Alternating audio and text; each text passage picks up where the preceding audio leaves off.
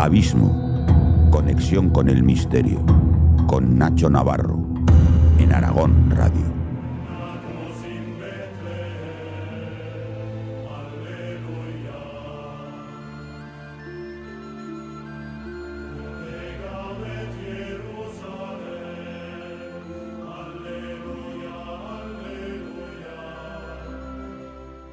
Cuando Jesús nació en Belén de Judea, en días del rey Herodes, vinieron del oriente a Jerusalén unos magos, diciendo: ¿Dónde está el rey de los judíos que ha nacido?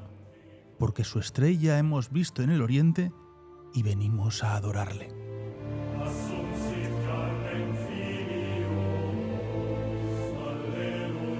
Oyendo esto, el rey Herodes se turbó, y toda Jerusalén con él. Y convocados todos los principales sacerdotes y los escribas del pueblo, les preguntó dónde había de nacer el Cristo. Ellos le dijeron: en Belén de Judea, porque así está escrito por el profeta. Y tú, Belén, de la tierra de Judá, no eres la más pequeña entre los príncipes de Judá, porque de ti saldrá un guiador que aparecerá a mi pueblo de Israel.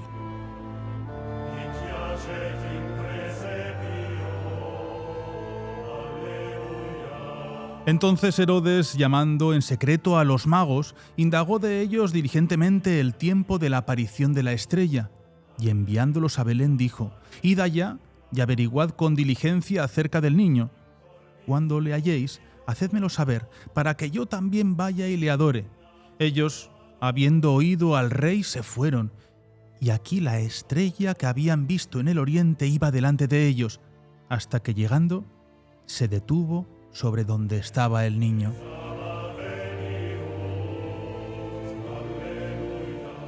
Al ver la estrella se regocijaron con muy grande gozo. Al entrar en la casa, vieron al niño con su madre María y postrándose, lo adoraron y abrieron sus tesoros. Le ofrecieron presentes: oro, incienso y mirra.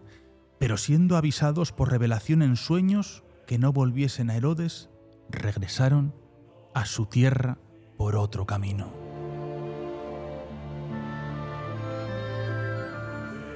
Muy buenas noches. Hoy para mí un programa distinto, un programa muy bonito, un programa donde vamos a recorrer parte de esa historia primigenia del origen, donde ese nacimiento del niño, lo que he hecho es leer ese texto del evangelista, donde aquí lo que aparece es ese milagro, ¿no? Esa estrella.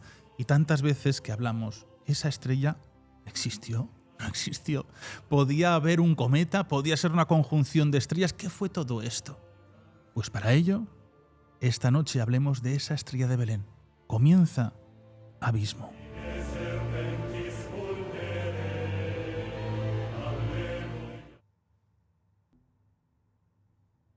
Me he equivocado. Bueno, lo dejo arriba, ¿vale? Que me he equivocado con él.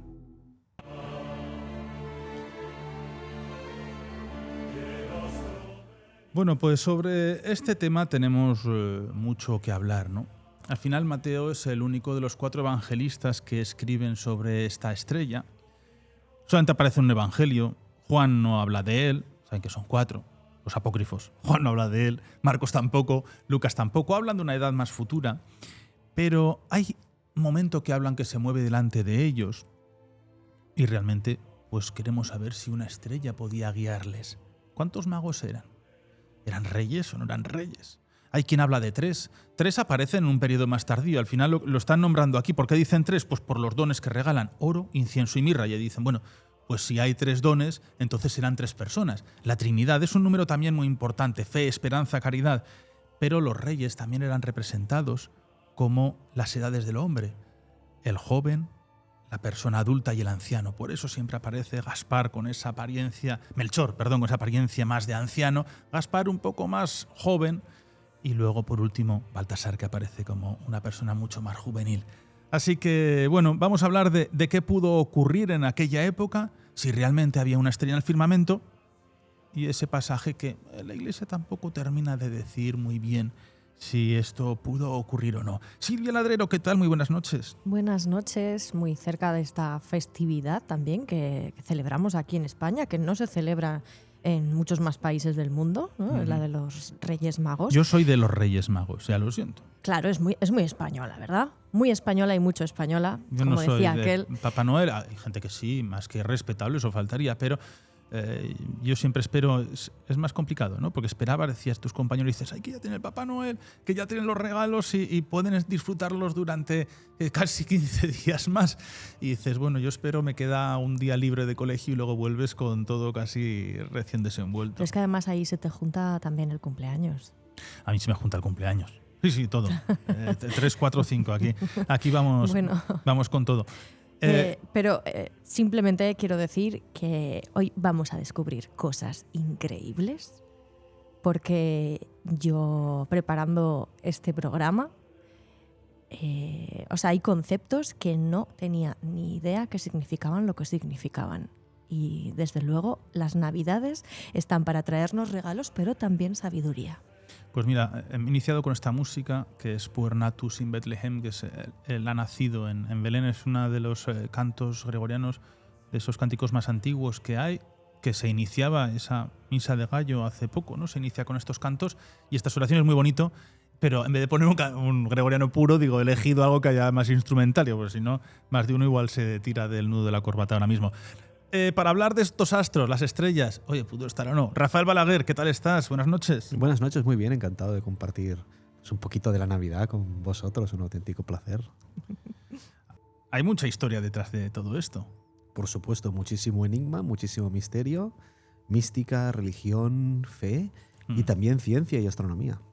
Yo no sé si tú eres más de Reyes o de Papá Noel. Yo soy más de Reyes Magos. En mi infancia pues eran los Reyes Magos, ¿sí? Y además me hacía muchísima ilusión. Y por supuesto, claro, pues el momento de ese gran descubrimiento que todos hacemos, yo creo que se pasa a la edad adulta cuando descubres el gran misterio de los Reyes Magos. Una tradición con mucha magia. Sí. Y bueno, de hecho... Yo soy de Reyes, o sea, eso es así. Por supuesto. Tú no podías ser de otra cosa, tú de Reyes. Por supuesto, no, es verdad. Y mira que he vivido en Alemania, he estado en un colegio alemán donde allí se predicaba mucho todo el tema de San Nicolaus, que San Nicolás, que esto, bueno, ya lo hablamos en programas anteriores, hace temporadas, ¿no? De cómo luego Coca-Cola lo hace un invento suyo y aparece esa persona ya de rojo, ¿no? Con esa vestimenta, pero bueno, realmente era verde. Y era esas vestimentas que tenían antiguamente. Así que los Reyes es una cosa muy clásica. Los Reyes aparecen ya hace 2000 años, pero cierto es que nadie dice que fuesen 3. Pero bueno, ese oro, incienso y mirra, y se interpreta que son 3 por los 3 dones que dan. Y bueno, me parece que es una historia muy bonita, pero siempre tenemos ese enigma de la estrella. La estrella que aparece en la literatura en puntos más posteriores, es esta mención que aparece en el Evangelio, que sí que habla de esa estrella. No hablan de una estrella de Belén, hablan de una estrella en Oriente, y hay 3 reyes, bueno, 3 reyes no, dicen 3 magos que en realidad serían 3 astrólogos, 3 sacerdotes, 3 personas sabias que acuden hacia él. Hay quien habla de Babilonia, de Persia. La cuestión, donde yo quiero empezar, ¿en esta época habría tradición de observación de los astros para que 3 observadores o teadores del cielo pudiesen ver un fenómeno anómalo y querer seguirlo? Sí, por supuesto, la astronomía... ¿Tú lo seguirías? Bueno, ahora no lo sé, pero tú ves ahí una gran estrella, decir, y que se pueda mover, vamos a poner esa teoría, luego igual la rompemos, se pueda mover, decir, ostras, esto no lo he visto en mis 60 años de carrera. Sí, claro, por supuesto que lo seguiría un fenómeno de este tipo, pues obviamente, ¿no? De hecho, lo hacemos los astrónomos a fecha de hoy.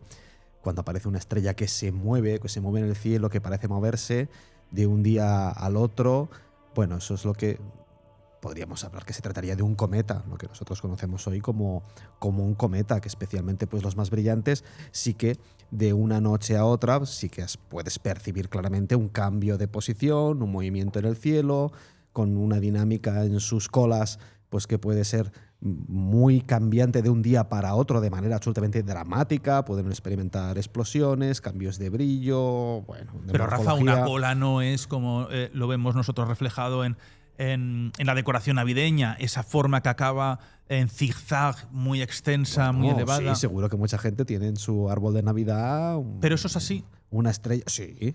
Puede Sí, ser sí, así. los cometas son, Mira, son así. ¿sabes lo que me pasó? Puede Mira, ser así. te voy a contar, porque sí, es verdad. Hace muy poco estaba, pocas veces que iba mirando al cielo, estaba en una zona donde no había contaminación lumínica, muy poquita.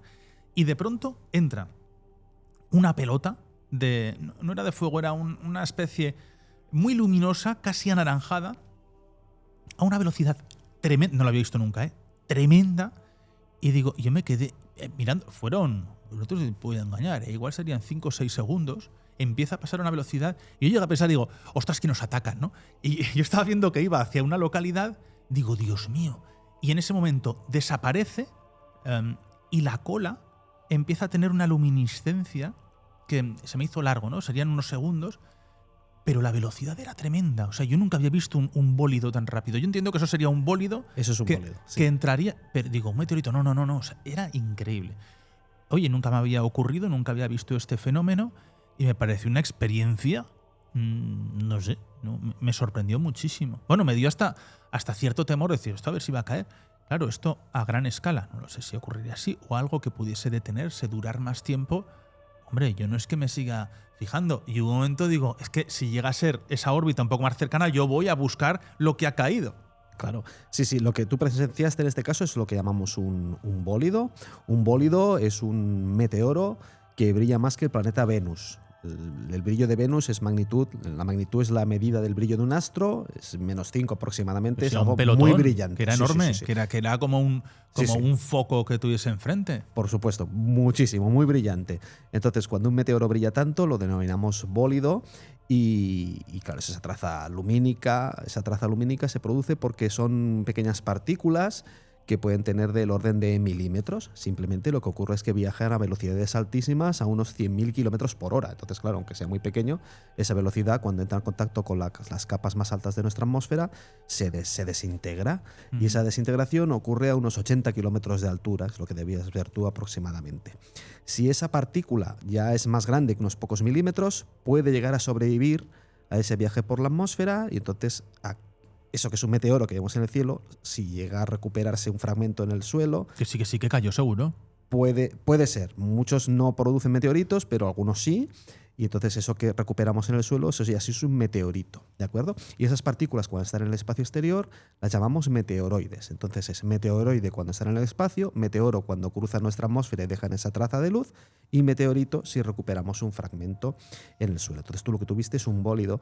Efectivamente, algunos incluso pueden llegar a explotar de forma violenta, se han documentado ondas de sonido, incluso algunos que no han llegado a impactar, han llegado a activar sismógrafos incluso, Sí. y si llegan a impactar, pues pueden provocar daños de mayor o menor envergadura según sean las dimensiones de esta roca. Pero bueno, cada día pueden caer hasta 100 toneladas de meteoritos sobre la Tierra. Así que pues bueno, es pensaba algo que esto era una cosa muy es algo, poco pues, habitual. es algo habitual. Lo que pasa Vaya. es que veas uno tan espectacular, pues bueno, no es tan habitual, y efectivamente algunos pueden dejar esta cola, esta Era traza al luminosa atardecer, además. que se va dispersando durante unos segundos y es francamente impresionante.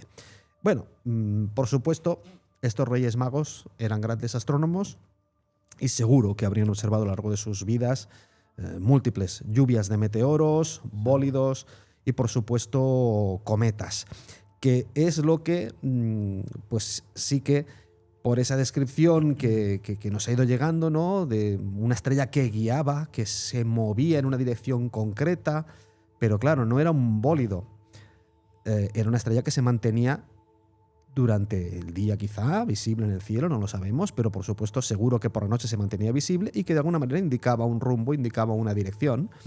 Probablemente tenía esa cola, que es una descripción típica de lo que nosotros conocemos hoy como cometas, que son básicamente fósiles de la formación del sistema solar, proceden de la zona más lejana del ámbito de influencia de nuestra estrella en el espacio, que es la nube de Oort, del astrónomo Jan Oort, y son básicamente bloques de hielo, agua, polvo, materia orgánica, que son desplazados de esa zona más externa de nuestro sistema estelar y caen hacia el sistema solar más interior. Cuando se acercan al Sol, ese hielo que está inerte entra en contacto con el viento solar y ese hielo decimos que se sublima, pasa del estado de sólido a gas de forma directa y se genera esa magnífica cola que podemos ver de vez en cuando en los grandes cometas, los cometas más brillantes. Un gran cometa sí que puede generar colas espectaculares, tienen colas de dos tipos, una es la iónica, que siempre va en dirección perpendicular, dirección opuesta al Sol, y luego la cola de polvo, que es la que suele ser más visible a simple vista y la que podían haber observado bien estos observadores del cielo, estos astrónomos en esa época, y les llamaría muchísimo la atención. ¿Pero puede durar días? Sí, puede durar días. Un cometa brillante puede durar... Pero eso no eso no se ve habitualmente. ¿No fastidies? No, sí se ve y se veía habitualmente. O sea, se puede ver. De hecho, hace pocos días hemos podido observar desde aquí pues el cometa Lemon, por ejemplo, cometa muy brillante, que era fácil de fotografiar, con un espectáculo fascinante en sus colas. Y de hecho, en la astronomía antigua... Pero escúchame, Rafa. Sí.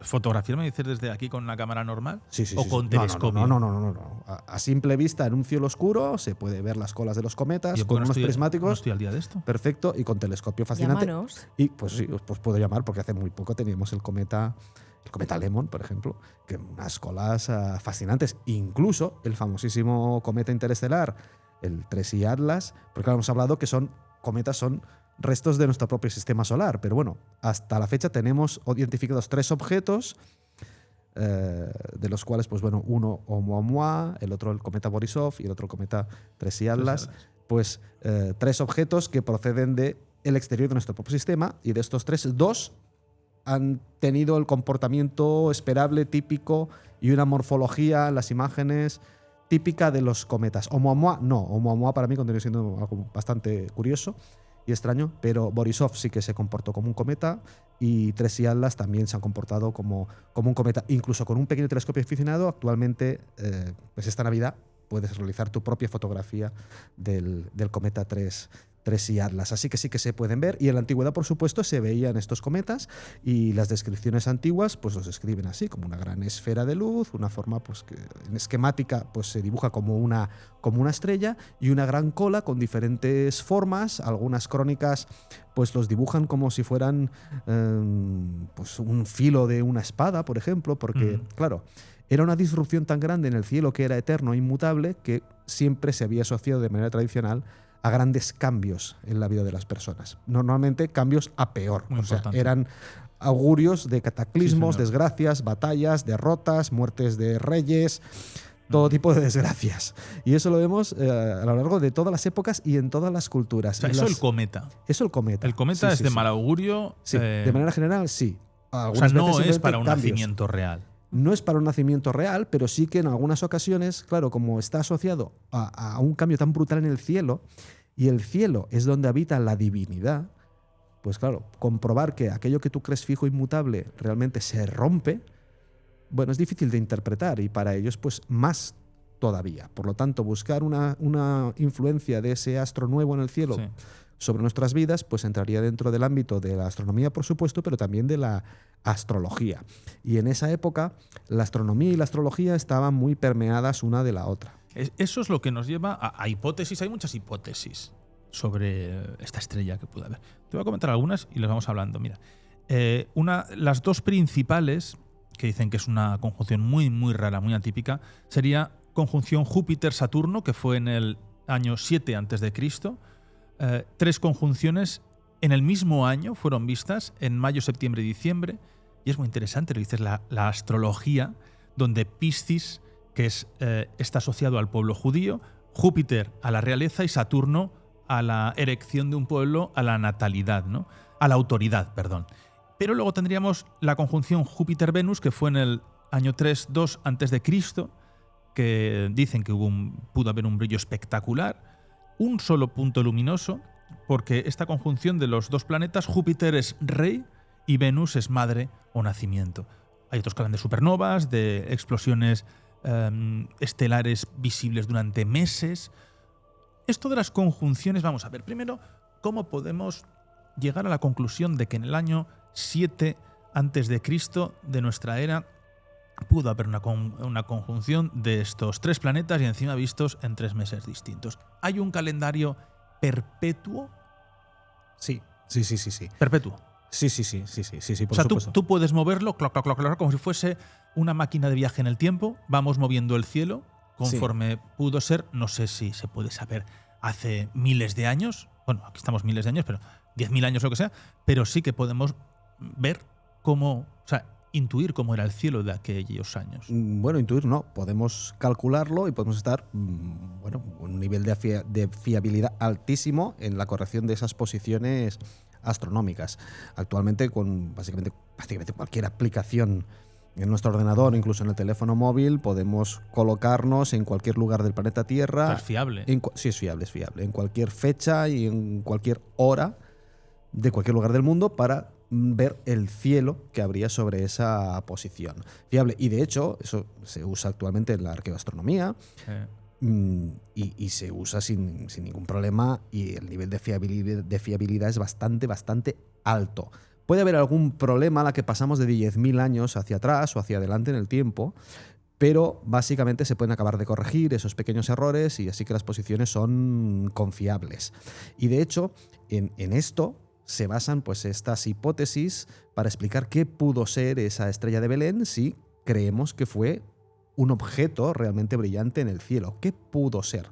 Y para llegar a esa interpretación hay una cosa muy importante. Hemos dicho cualquier lugar del mundo, pero también necesitamos una fecha y una hora, ¿no? Entonces el lugar del mundo lo sabemos, ¿no? Pues sería pues Belén.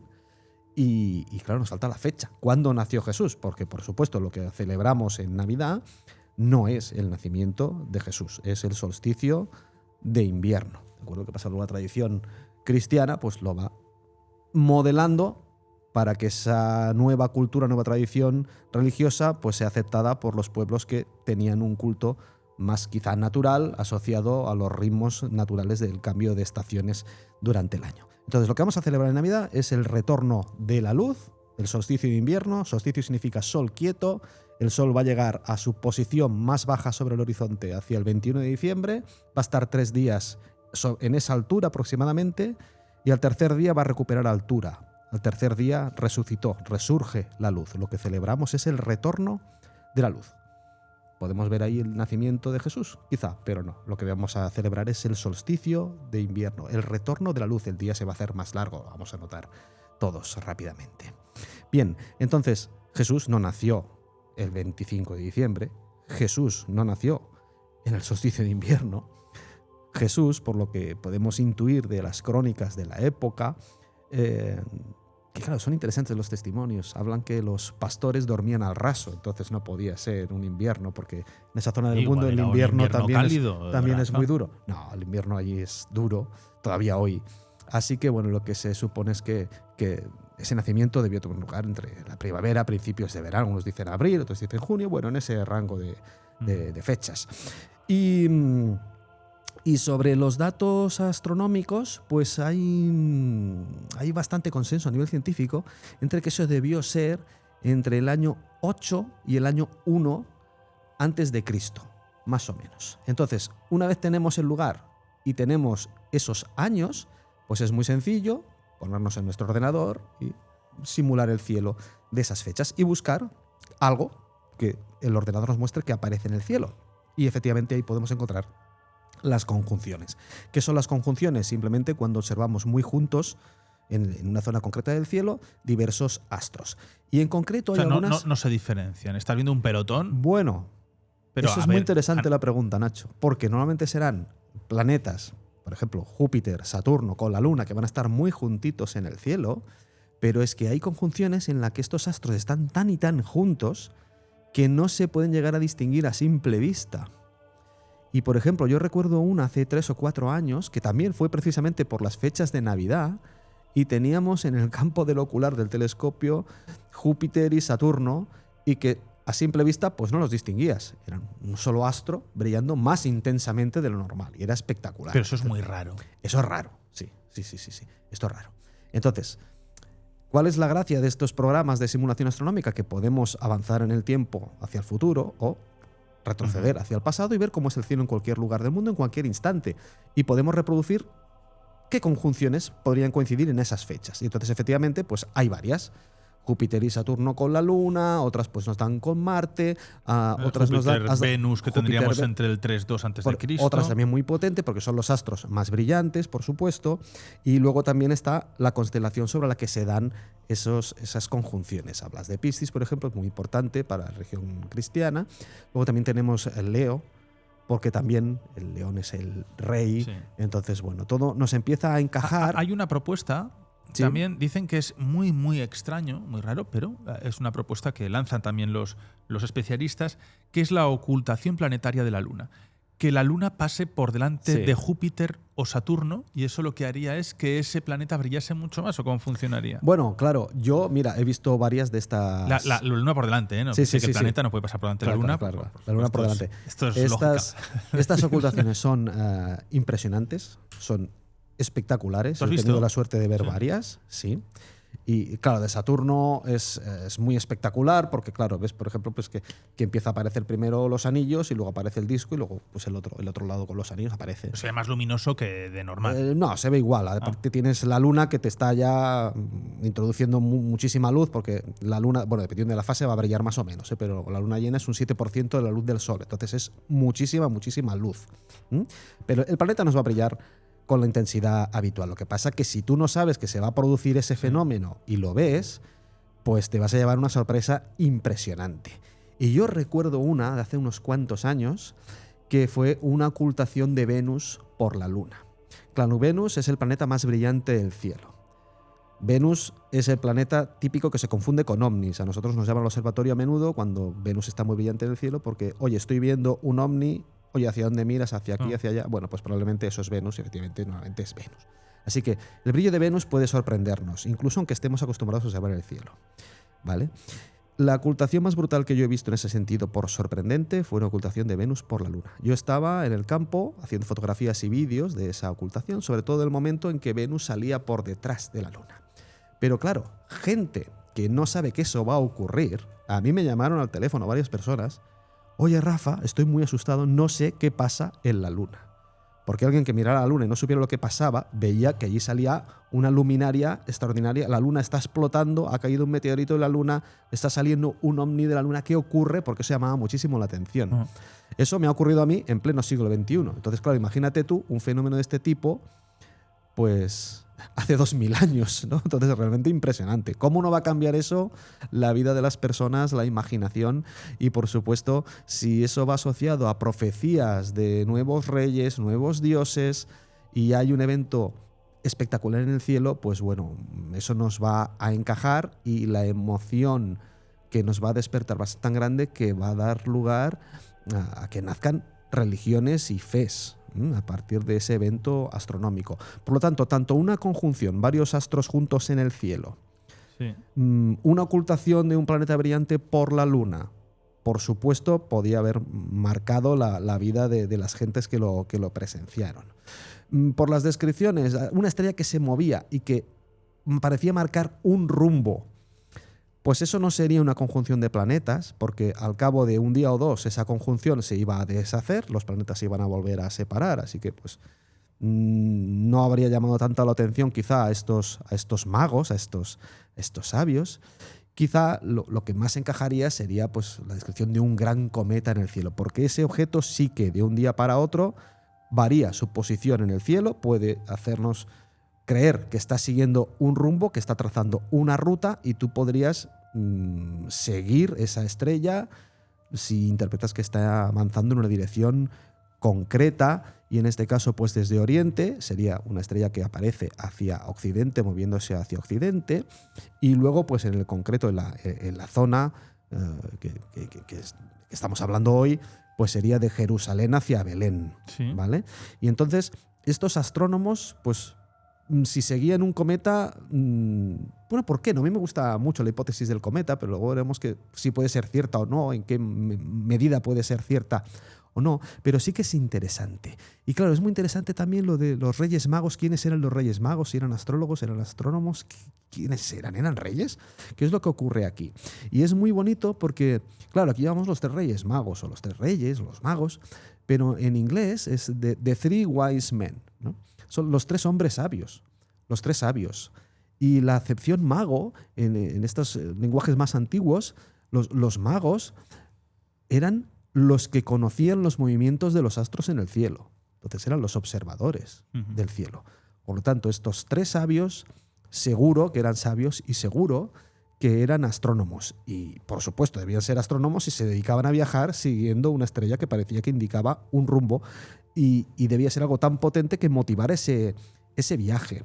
Si eso lo asociamos a profecías sobre el nacimiento de un nuevo dios, de una nueva divinidad, bueno, yo lo veo un momento crucial en la historia de la filosofía como mínimo, ¿no? Luego, por supuesto, ¿cómo se representa ese cometa, esa estrella que se mueve? Bueno, pues fíjate, la idea de que es un cometa la vemos representadas en obras de arte, por ejemplo, el famosísimo cuadro, pues la adoración de los Reyes Magos de Giotto, ¿no? Aparece un cometa, la representación de un cometa. Porque claro, en el texto de Mateo lo que se dice es la palabra aster, Claro. que es astro, pero en ningún momento se dice nada más. No, claro, de eso la es muy tipología. interesante. Entonces, ¿qué podía ser? Pero fíjate que en ese cuadro aparece un cometa. Y luego por fechas, que encajan más o menos ahí, es un poquito después de estos 8 o 1 antes de Cristo, pues el cometa que aparece representado en ese cuadro hay consenso en que se trata del cometa Halley. ¿De acuerdo? Que, por cierto, aparece en otras obras de arte famosísimas, como el tapiz de Bayeux, que está en Francia, y que, bueno, es muy bonito el tapiz de Bayeux, recomiendo a todo el mundo que lo visite, y ahí se ve, pues, observadores observando el cometa, incluso pone Isti miran stella, mira, estos están observando la estrella. ¿El Halley podía estar en aquel momento? El Halley estuvo después, pero el Halley, claro, en un entorno sin también contaminación se habla, lumínica. se habla incluso del 12 antes de Cristo que Por pudo eso, pasar. puede estar por ahí. Entonces, el cometa Halley en un entorno sin contaminación lumínica y hace 2000 años, pues debía ser un objeto muy brillante. Porque claro, los cometas, los que son periódicos, que pasan cada X años cerca del Sol, cada paso que hacen cerca del Sol se desintegran. Entonces, cada año, cada vez que pasan cerca del Sol, es menos brillante que el anterior. ¿De acuerdo? Así que ese cometa Halley ¿pudo inspirar a los magos? Pues podría ser. ¿Por qué no? Es suficientemente importante el cometa Halley como para quedar reflejado en obras de arte, como el tapiz de Bayeux del 1066. Tenemos en Francia este tapiz maravilloso que al final está relacionándose con la derrota de Inglaterra a manos de los normandos en la famosísima batalla de Hastings, que se produce con el cometa Halley en el cielo. Entonces, para los ingleses eso fue un presagio tremendo, ¿no? Dice, bueno, pues aquí. Y los normandos dijeron, mira, Dios nos apoya en nuestra cruzada porque el fuego divino se ha mostrado para animarnos a invadir Inglaterra, ¿no? Pero claro, Entonces, esa importancia de los cometas, los asteroides, de cualquier situación anómala en el cielo, hay un momento muy bonito también que aquí también es muy crudo, ¿no? Estamos en la época de Roma. Esto es así. Entonces, en Roma había un dicho que era: el cielo habla de Roma y para Roma. Y el poder de Roma lo impone el cielo. Decían que el rey de Roma nunca nacía en Roma. Y Roma y Oriente estaban siempre relacionados, ¿no? Entonces, cualquier evento celeste era el nacimiento de un rey, de una persona muy importante. El verdadero rey va a nacer cuando haya ese evento. Hay un cometa que es el de Julio César, que es el 44 a.C., y eso es la señal divina para todo el pueblo de que Julio César tiene que ser el verdadero rey. Augusto difundió un horóscopo imperial de cómo debían de ser todas esas constelaciones para los reyes. Pero claro, si estamos en esa época y te pones a pensar, Roma pone un rey allí, ¿no? Que es Herodes. Es un rey impuesto por Roma, pero no es un rey que haya nacido ni su nombramiento tenga que ver con una constelación, por lo cual es un rey con... se sabe ya que Herodes tenía una obsesión de poder, que siempre vivía con miedo, tenía miedo también de que lo quitasen de allí, pero era la propiedad, era Roma, ¿no? Y él no entiende esa estrella. ¿Cómo reacciona? Él, en vez de preguntar por esa estrella, pregunta por ese nacimiento. ¿Cuál es la reacción de Herodes? Imagino que la conocerán. Es la gran matanza. Esos niños en Belén, que todos los niños menores de 2 años tienen que ser asesinados por ese nacimiento, porque está marcando la estrella de que va a nacer un rey. Porque para Roma va a nacer un rey, y encima fuera de Roma. Eso para ellos esto sería un poco la explicación política del momento. Me parece muy interesante hablar de las explicaciones políticas, porque al final estábamos en ese mundo que se regía con esos poderes, y esa es la explicación también que habría desde el punto de vista del antiguo imperio de Roma. Es curiosa, pero lo que estamos diciendo, ¿no? Cómo miran a los astros, Sí, y cada sí. vez que había... Pero es que esto ya pasa, no vamos a hablar, ni mucho menos, pues con los mayas, con los incas, de esos momentos de que se oculta el sol, hay que hacer los sacrificios. Sí, sí. Todos esos sacrificios, que sean con mancha o sin mancha, con sangre o sin sangre, siempre son por todo lo que ocurre allá arriba. No, por supuesto. Y en esta parte que comentabas, ¿no? Pues también paso asociado al cometa Halley, a la derrota de Moctezuma, pues también asociada a este paso del cometa. Y en América pues tenemos también documentado el cometa Halley. Hay un pictograma muy interesante en el cañón del Chaco, y ahí lo que se ha interpretado como una representación de una supernova muy brillante, se veía a simple vista. Es el objeto que conocemos como M1, Messier 1, está en la constelación de Tauro. La explosión de la estrella que se veía a simple vista. Así que imagínate cómo debió de impactar esto. Claro, eso era el año 1054. Y hay un pictograma que se ha interpretado como esa supernova por la posición de la Luna, que también aparece en ese pictograma, pero justo al lado de ese famosísimo pictograma de la supernova de M1, oye, hay un cometa también dibujado allí. Y claro, el cometa Halley pasa en el año 1066. Estamos hablando de que alguien dibujó la supernova en 1054, quizá los mismos astrónomos en el 1066 vieron el Halley y pusieron el cometa también junto a esa supernova. Así que es fascinante. ¿Hay mucha diferencia entre nova y supernova? Sí. O sea, una supernova es la muerte de una estrella a partir de más de 3 veces la masa del Sol. Es el final de la etapa de la vida de este tipo de estrellas. Se produce una explosión absolutamente violenta. Y atención, cuando eso se produce, una sola estrella brilla más intensamente que todas las estrellas de toda su galaxia juntas. Entonces estamos hablando que una galaxia típica puede tener entre 200.000 y 400.000 millones de estrellas. Pues imagínate que en un momento dado una pasa a brillar más que todas esas. Entonces es un cataclismo cósmico brutal, porque puede, por supuesto, destruir cualquier forma de vida de ese sistema estelar y por ende de los vecinos. Así que para nosotros es súper emocionante observarlas, pero siempre me pongo en la piel de los posibles habitantes de esos mundos. Es un desastre absoluto, ¿no? Y en cambio la explosión de nova es cuando tenemos un sistema estelar doble, hay una estrella orbitando alrededor de la otra, y la que de alguna manera tiene más masa, genera más atracción gravitatoria, absorbe materia de la componente menor, esa materia cae sobre la estrella principal, desestabiliza esa estrella principal y se produce una gran explosión. No se acaban de destruir esas dos estrellas, ¿vale? Y algunas de estas novas son recurrentes, es decir, se producen cada X años, y de hecho estamos esperando la explosión de una nova de este tipo, que es la nova recurrente, que se produciría en la constelación de Corona Borealis, y llevamos como un par de años observando esa estrella a ver si explota o no, porque la previsión es que no le queda nada. A ver, no será espectacular para nuestros aspectos, pero una estrella que no se ve, pues pasaría a verse a simple vista. Sería una explosión de nova. Así que hay diferencia entre lo que es una nova y lo que es una supernova.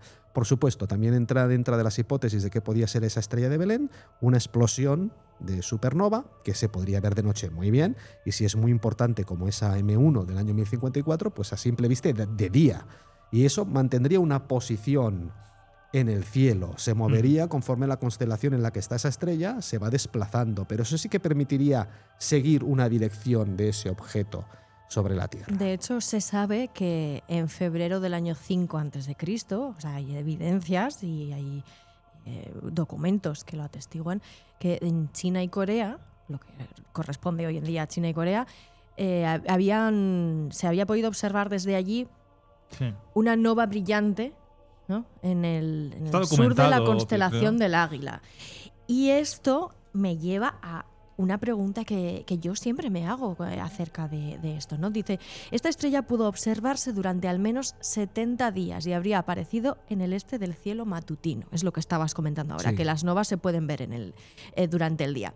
Pero ¿durante cuánto tiempo se pudo ver una estrella si suponemos que los reyes magos, los sabios, podían venir de lugares como Persia o Mesopotamia o sabe Dios, ¿no? Sí. Nunca mejor dicho, y que les diese tiempo a venir desde un viaje tan largo a caballo, ¿entendemos? tuvo que verse durante mucho tiempo, al menos 2 meses. Sí, se puede ver durante meses, ¿eh? Sí, por supuesto, en el momento inicial brillan muchísimo, luego van disminuyendo su brillo dependiendo del tipo de estrella, de su masa, su edad, temperatura, los parámetros de la heliofísica de esa estrella en concreto. Pero sí, puede mantenerse brillante en el cielo el objeto durante mucho tiempo, 2 meses, puede ser. Si es una estrella muy potente que se vea incluso de día esa explosión, pues fácilmente 2-3 meses se podía haber Claro, porque llegado a ver. Que llegan, esta gente venía de fuera. Claro. Esto es el análisis. Eso, también. claro, se movían desde esa zona de Persia, más o menos, hacia Occidente. Tú me hablas del cielo y te voy analizando este texto evangélico sagrado, ¿no? Pero al final hay un punto de inflexión.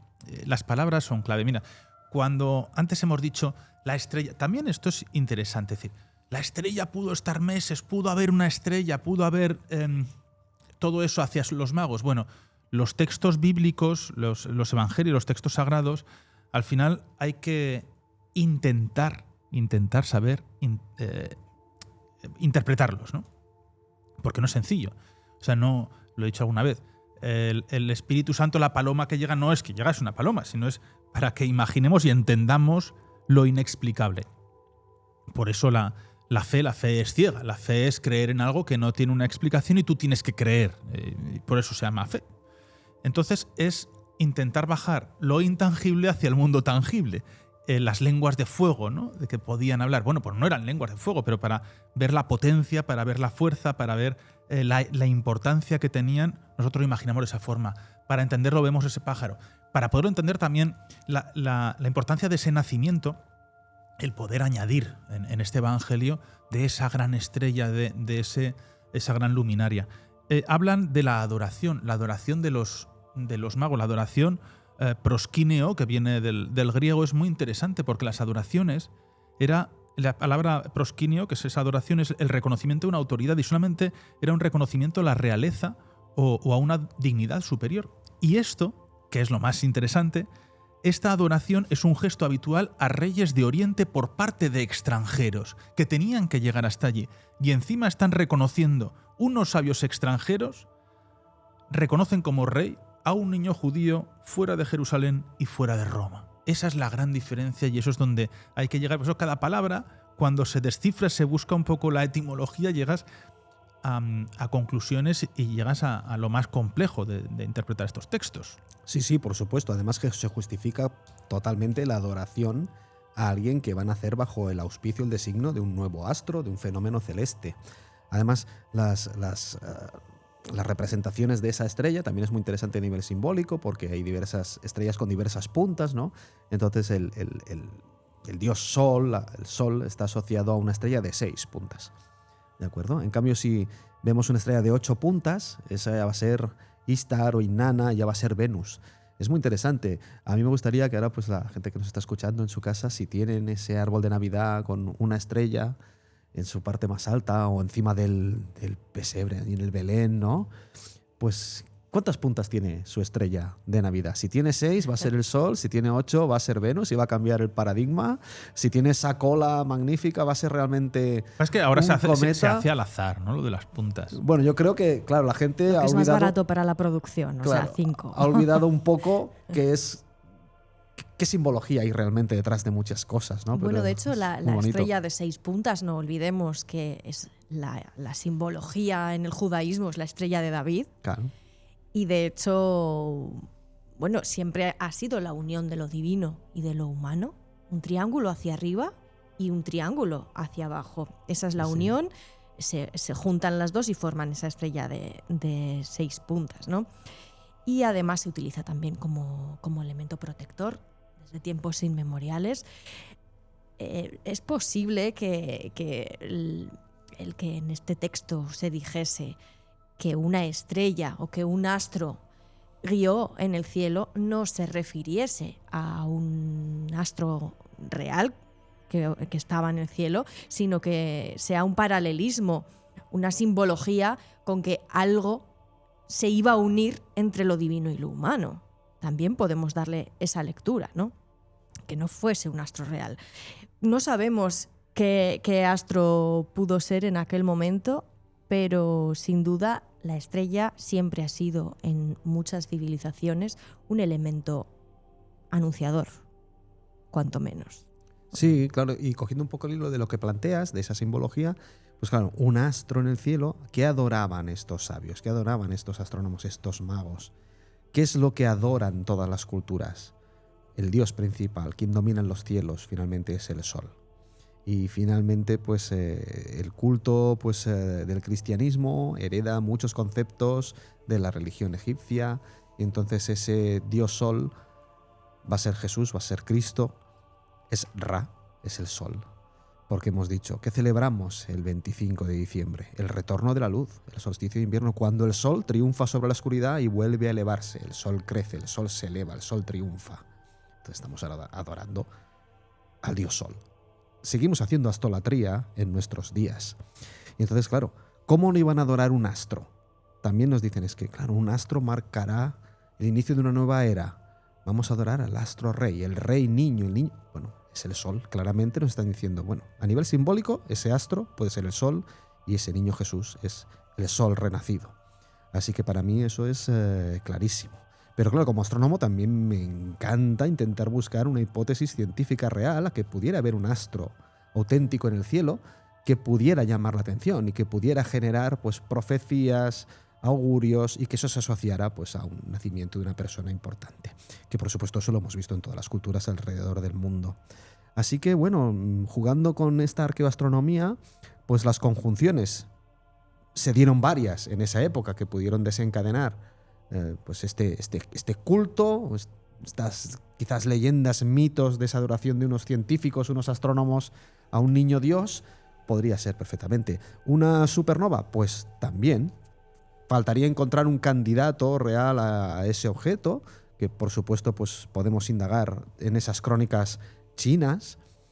Y también el paso de un cometa brillante. ¿El Halley podría encajar? Podría encajar. Hay estudios muy recientes de un astrónomo que se llama Mark Magni, y él precisamente también indagando en estas crónicas de los astrónomos chinos, pues ellos documentaron el paso de un cometa brillante también hacia el 5 antes de Cristo, perdón. Y es muy interesante el estudio que hace porque ha podido refinar la órbita de ese cometa, calcular cómo se vería el cometa desde la Tierra, en qué zona del cielo, y la sorpresa mayúscula que se ha llevado es que coincide con que, visto desde Jerusalén y hacia Belén, el cometa seguiría ese rumbo hacia el sur, y que además, por un efecto de lo que se llama una órbita geosincrónica, parecería que se queda parado en un punto concreto del cielo. Entonces esto pues ya nos encaja con esos relatos, ¿no? Que los magos iban siguiendo un astro y que hemos visto en tantas películas, ¿no? En tantas obras de arte, que esa estrella se queda sobre Belén en el lugar del nacimiento, ilumina precisamente el lugar del nacimiento del niño Dios, ¿no? Así que qué bonito sería que ahora resultara que tenemos un cometa candidato con un movimiento real, con ciencia real, con observaciones reales que apoyen un fenómeno astronómico natural que coincida en las fechas del nacimiento de Jesús, que, seamos creyentes o no, es una figura que cambia la historia de la humanidad. Pues yo siguiendo destripando dentro de nuestros evangelios, porque parece que también es así para desengrasar este tema, los regalos, ¿no? Los regalos de estos magos, que claro, sí que hablan el evangelio de que hay 3 regalos principales: oro, incienso y mirra. Tampoco es algo casual. El oro es un regalo a reyes, el oro es el símbolo absoluto de la soberanía, el incienso está asociado siempre al culto, a lo sagrado, a la divinidad, y la mirra es un perfume muy, muy costoso, muy caro, y se usaba en los enterramientos, en las funciones, y también era un símbolo de la realeza. Entonces sí que existían estos regalos, sí que existían estos momentos, y sí que los magos, las gentes de fuera pudientes, sí que viajaban con este tipo de obsequios. O sea que esto también nos lo podría situar como un momento muy veraz y muy importante. Pero lo que has dicho antes, Rafa, de que, claro, igual es que él había nacido meses antes. Esto se sitúa con los calendarios solares, lunares, etc. Bueno, fíjate, en el Evangelio, Mateo habla del niño, no habla del recién nacido. Al hablar de un niño se puede situar de que es una persona que lleva meses nacida. Y en ese momento hay una estrella, y esa estrella sí que permite que se acerquen estas personas. Pero hay algo muy importante, y es que reconocen el poder de un niño fuera, que que no tiene nada, fuera del sistema imperial. Y ahí es donde se rompe por completo todo. Los magos, no hay número de los magos. Los magos en Siria y Armenia hablaban de 12 magos, después en Oriente de 2, 4, 8. En la zona que estábamos en España se va inclinando un poquito hacia 3, luego aparece en el nombre... los 3 aparecen entre el siglo VI, antes no. Entonces, lo que he comentado al principio, las edades del hombre, anciano, maduro, joven. Más adelante aparecen los nombres. También los 3 se asocian con los 3 lugares, continentes conocidos: Asia, Europa, África. El rey negro no aparece hasta el siglo XIII, ya definitivamente muy fijo hasta el siglo XIV. Entre el siglo XII y XIII empieza a aparecer de vez en cuando, pero en el arte hasta el siglo XIV no lo encontramos. Pues hay veces que me he encontrado con grupos y vemos esos pinceles, esos retablos o lo que podemos tener las pinturas románicas. Decir, pero bueno, esto es la adoración de los reyes, lo explicas y dices, pero si son los 3 de piel blanca. Claro, pues porque no se había introducido hasta definitivamente en el siglo XIV no queda introducida esa figura.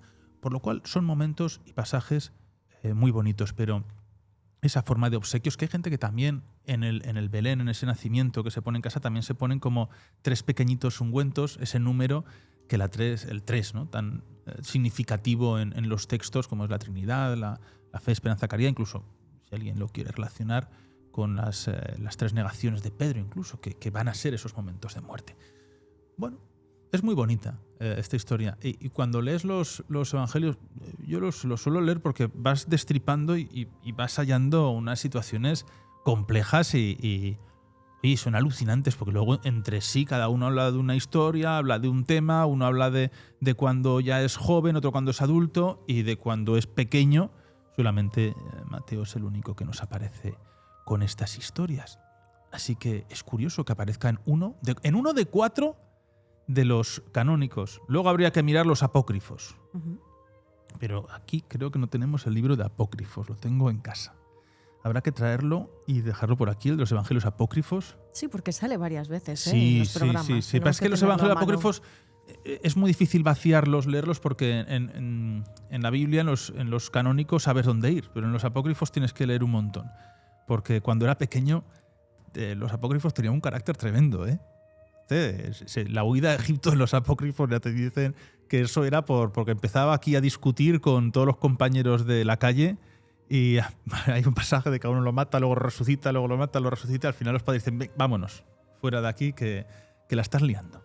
Que el poder, que te han dado un poder sobrenatural y la estás liando aquí muy gordo y nos están empezando a mirar mal los vecinos.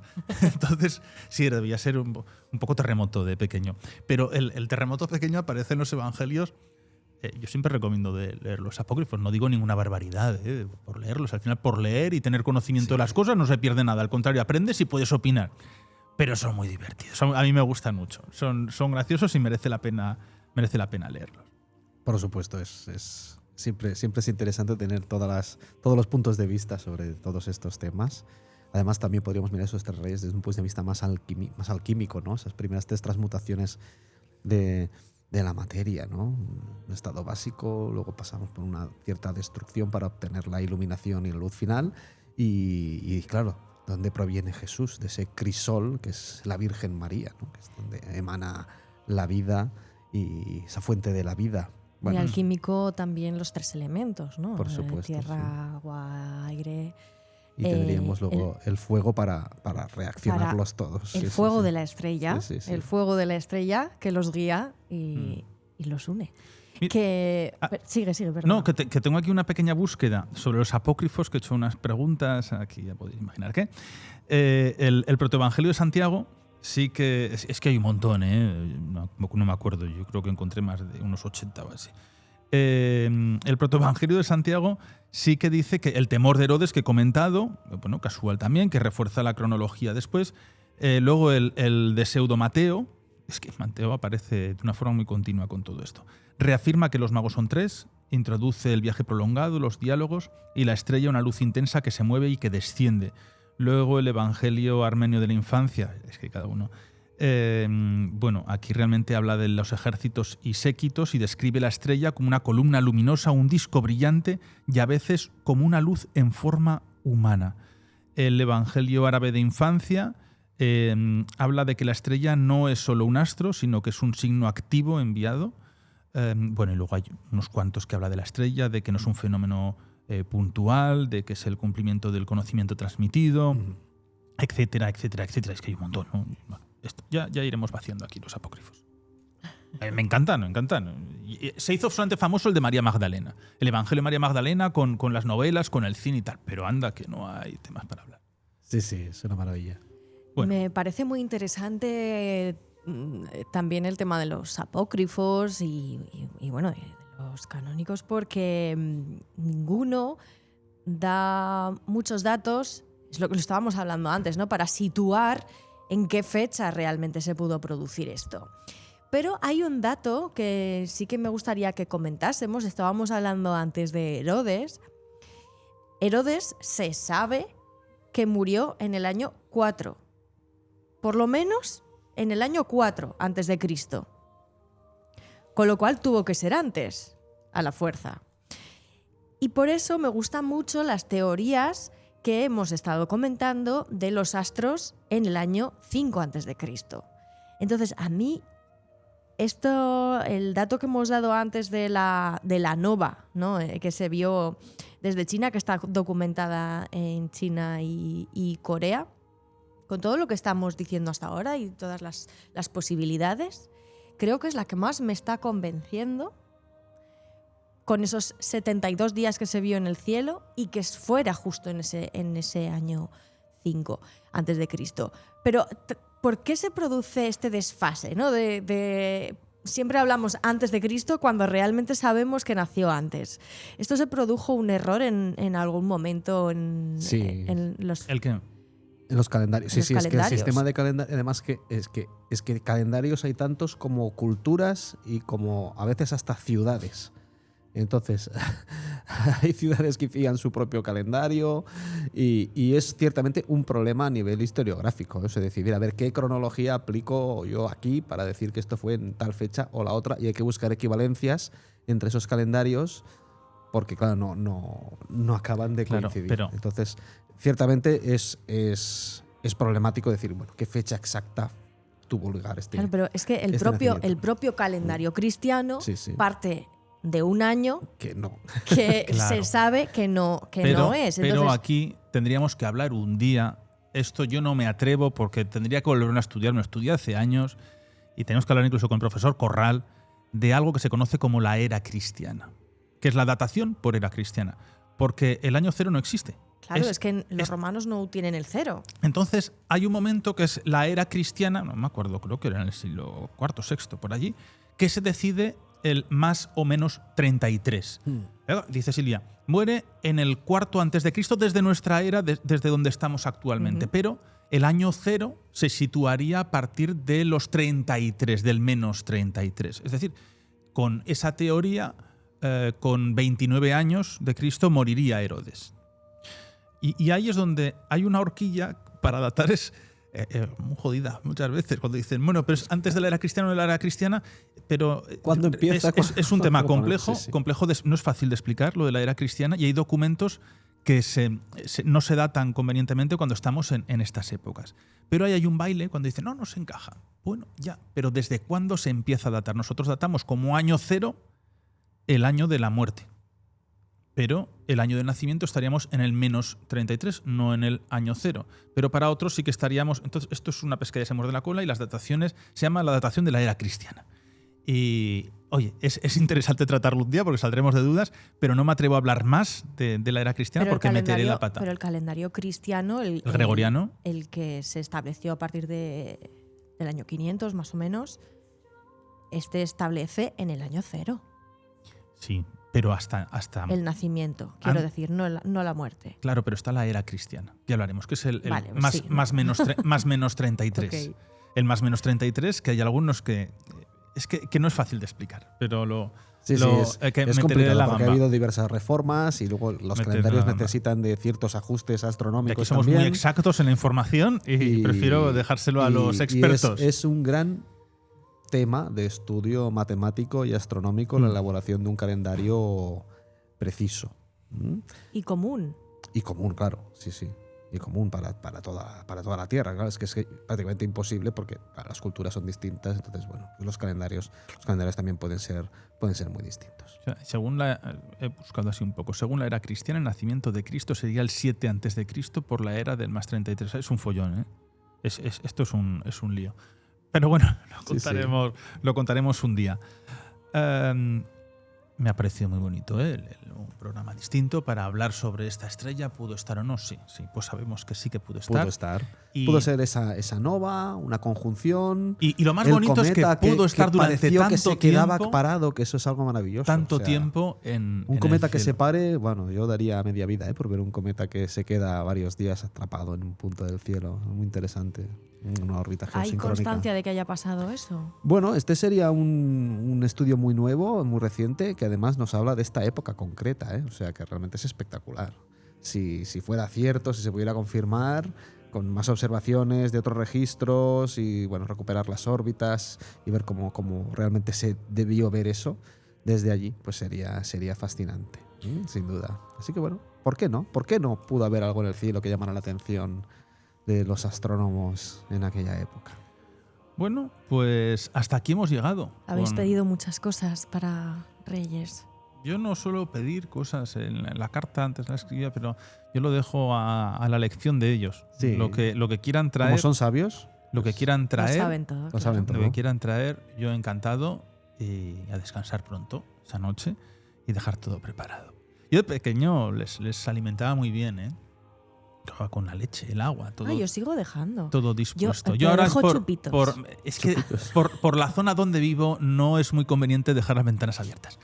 Pero antes sí que lo hacía, pero porque hay borrachuzos que trepan las ventanas. Esto que vamos a hacer.